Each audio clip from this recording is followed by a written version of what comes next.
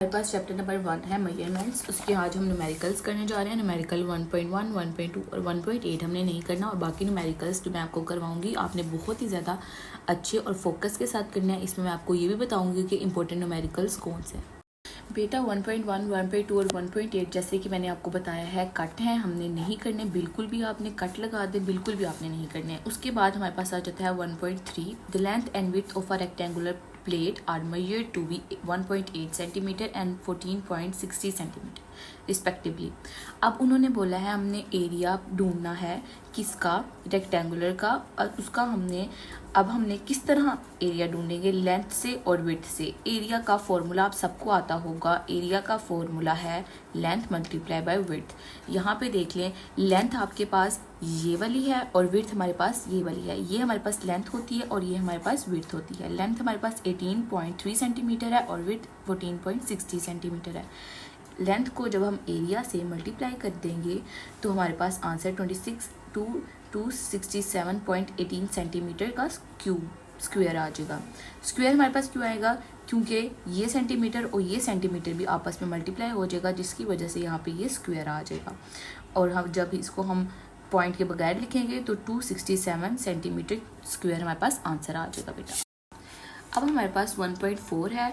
1.4 numerical में उन्होंने बोला है फाइंड द सम। जहाँ पे उन्होंने सम की बात कर दी वहाँ पे अब हम लोगों ने क्या कर देना है, इसको प्लस कर देना है, एडिशन हो जानी है यहाँ पे बेटा। अब यहाँ पे देखें हमारे पास M1 उन्होंने दिया हुआ है, M2 भी दिया हुआ है, M3 भी उन्होंने क्वेश्चन में दिया हुआ है और M4 भी दिया हुआ है। सम ऑफ मैसेज, इन मैसेज का सम क्या है। जब उन्होंने आपसे बेटा सम पूछ लेना ना, आपने लंबा चौड़ा काम नहीं करना, आपने बस यहाँ पे प्लस कर देना। तो M को जब हम प्लस करेंगे, M1, M2, M3 और M4, इन सब की वैल्यूज़ को प्लस जब हमने कर दिया तो हमारे पास आया 20.445 kg। ठीक है, हमने बस इतना लंबा चौड़ा काम नहीं करना है, इनको प्लस करके तो ये हमने M की वैल्यू निकाल देनी है बेटा और साथ kg आ जाएगा। ठीक है, अच्छा तो अब हमारे पास 1.5 न्यूमेरिकल है। उन्होंने कहा डायमीटर और length meter metal cylinder measured with the help of vernier caliper of least count. ठीक है, उन्होंने हमें लीस्ट काउंट दिया है, ये respectively calculate its volume and uncertainty.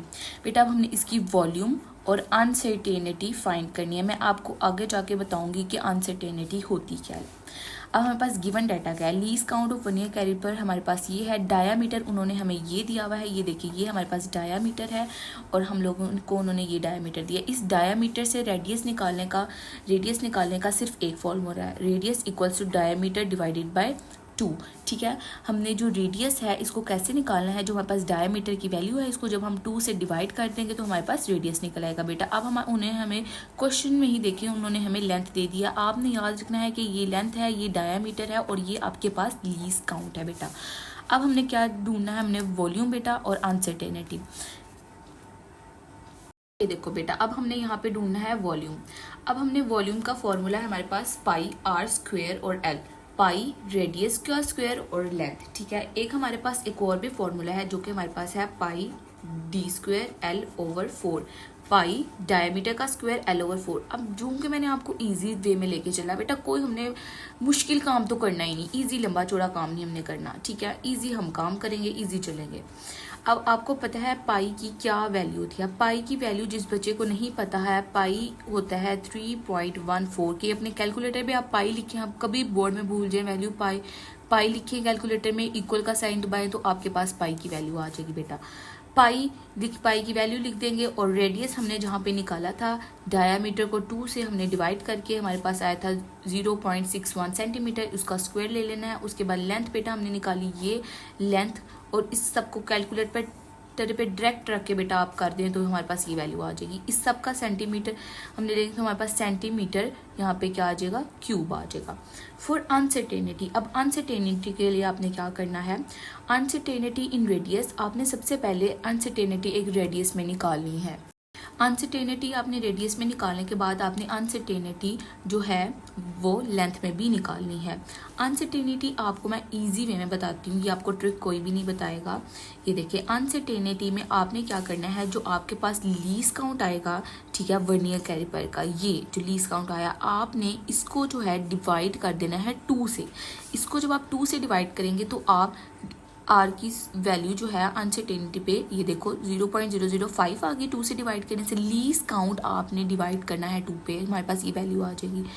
Over आपने लिख देनी है। उसके बाद ओवर क्या आएगा, रेडियस। रेडियस की हमने जो निकाली 0.61, ये ओवर।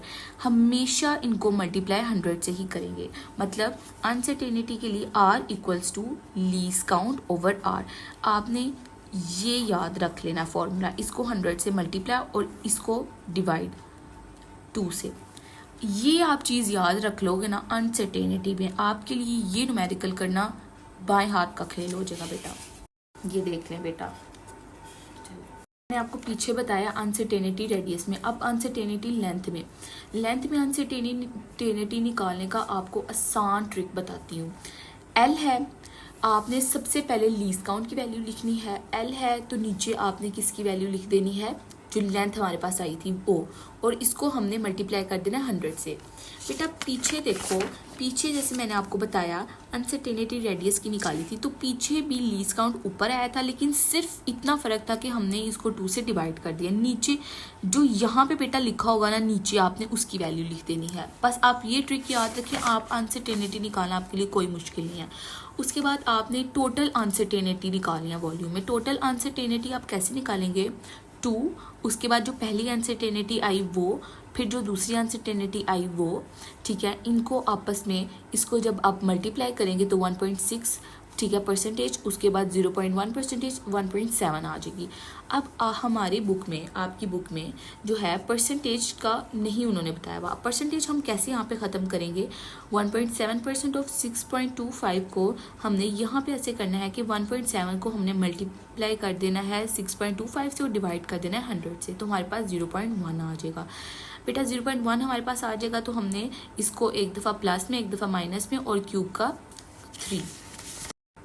अच्छा बेटा, अब हम चलते हैं न्यूमेरिकल 1.6 में। उन्होंने कहा है कि आपके पास एक एक्सप्रेशन है bf का स्क्वायर माइनस vi का स्क्वायर इक्वल्स टू as। आपने बताना है कि ये दोनों एक दूसरे के इक्वल है, मतलब लेफ्ट हैंड साइड इक्वल है राइट हैंड साइड के। अब हम इसको प्रूव कैसे करेंगे, ये देखिए यहाँ पे vf का स्क्वायर माइनस vi का स्क्वायर। सबसे पहले हम इस चीज़ को प्रूव करने जा रहे हैं, ठीक है। ये देखिए एल टी माइनस 1 का square minus L T minus 1 का स्क्वायर, ठीक है। आपने एक ये वाली चीज़, मैं लंबा चौड़ा काम करूँगी यहाँ पे, आपको बताऊँगी कि ms माइनस 1 यहाँ पे माइनस रखी, आपको भूल जाना है फिर भी। इसलिए आप यहाँ पे आएँ, आपने एल टी और एल टी इन दोनों की ये स्टार्टिंग चीज़ आपने याद रख लेनी है बेटा। जब आप ये स्टार्टिंग की चीज़ें याद रख लेंगे ना, आपको आगे खुद ब खुद सॉल्व होता जाएगा। ये स्टार्टिंग की चीज़, अब ये 2 को हमने अंदर मल्टीप्लाई करवा देना है। एल का स्क्वायर और टी माइनस 1 को मल्टीप्लाई करें 2 से तो क्या आता है -2, फिर माइनस और एल को 2 से मल्टीप्लाई करें तो 2 और टी माइनस 1 को करेंगे 2। अब आपने इन दोनों को आपस में मिला के लिख लेना है, एक फॉर्म बना के लिख लेनी है, तो आपके पास ये आंसर आ जाएगा। यहाँ पे जब आप 2, यहाँ पे अब हम राइट हैंड साइड करते हैं। राइट हैंड साइड पे भी आपने क्या चीज़ याद रखनी है, आपने ये चीज़ याद रखनी है बेटा। जैसे जैसे प्रैक्टिस करते जाएंगे, जब आपके बोर्ड के पेपर करीब आते जाएंगे, आपको ये चीज़ बेटा इंशाल्लाह नहीं भूलेगी, ठीक है। एल टी माइनस का स्क्वायर और एल, ठीक है। अब आपने करना है 2, ये वाला 2 बाहर निकाल लेंगे, और ये एल, ये ए की वैल्यू है, ये एस एल है सिंपल, और ए हमारे पास क्या है, एल टी माइनस 2, ठीक है। अब ये एल का देखो, एल और एल आपस में मल्टीप्लाई होके एल का स्क्वायर और ये टी का -2 वैसे ही आ जाएगा, ठीक है बेटा।